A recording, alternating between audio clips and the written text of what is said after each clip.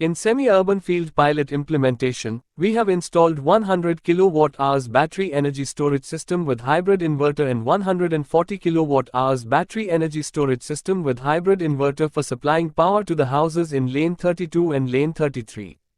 30 houses are selected for the installation of 5 kW solar panels in the houses, along with smart meters to monitor the bidirectional flow of energy in the houses. Now, we will be explaining the different modes of operation of the semi-urban field pilot.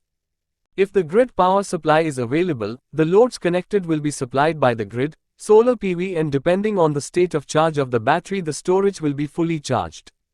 If there is a grid blackout due to a grid fault or grid supply interruption, or if we want to run the system in island mode, the battery storage system will take over the supply of the loads connected to the inverter system. For providing supply to the houses in lanes 32 and 33 from the respective system installed.